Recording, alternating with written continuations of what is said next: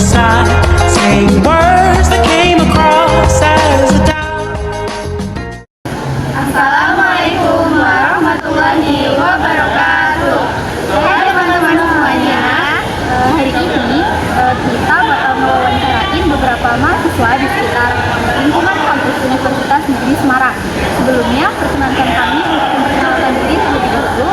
Perkenalkan, saya Indira Yuliati dengan NIM 2404090011. Saya Dian Saputri dengan NIM 2404090013. Saya Sylvia Natasha dengan NIM 2404090016. Saya Gunawan Lestari dengan NIM 2404090020. Dan saya Siti Salma dengan NIM 2404090013. Selamat menyaksikan. Oke, selamat siang Kak. Kenalin, aku Indira Yuliati, mahasiswa UNES dari Prodi Pendidikan Biologi. Di sini aku dapat tugas dari mata kuliah umum Pendidikan Pancasila untuk mewawancarai beberapa mahasiswa UNES tentang implementasi pengamalan nilai-nilai Pancasila dalam kehidupan kampus dan juga kelas. Nah, di sini aku mau nanya berkaitan dengan sila yang pertama. Boleh perkenalan diri terlebih dahulu, karena namanya siapa dan prodi apa? Baik, perkenalkan nama saya Nela Sikasila dari Prodi Pendidikan Biologi Angkatan 24. Oke, menurut Nailas, di kampus kita itu gimana sih? Apakah toleransi antara mahasiswa yang berbeda-beda agamanya itu sudah bagus? Apakah mereka itu sudah saling menghargai satu sama lain dengan adanya perbedaan agama di lingkungan kampus? Menurut saya sendiri ya di UNES tuh untuk toleransi yang antar mahasiswa yang berbeda agama ini sudah cukup baik ya. Kemudian mereka ini saling menghargai tanpa menekankan suatu keyakinan, dan sehingga mahasiswa ini untuk berbeda ini dengan tenang. Jadi mereka bisa beribadah dengan tenang ya, tanpa ada paksaan. Ya. Oke, terima kasih udah nyempetin waktunya buat jadi narasumber. Selamat pagi ya, permisi. Perkenalkan saya Dian Saputri dari Prodi Pendidikan Biologi. Di sini saya akan mewawancarai kakak mengenai implementasi tentang nilai-nilai Pancasila dalam kehidupan kampus dan kelasnya. Sebelumnya boleh perkenalkan nama kakak? Baik, perkenalkan nama aku Maudie Yofiana. Aku dari Prodi Pendidikan Biologi. Nah, untuk menurut kakak nih, bagaimana dengan bantuan atau beasiswa? Apakah benar-benar ngebantu mahasiswa, terutama untuk mahasiswa yang kurang mampu?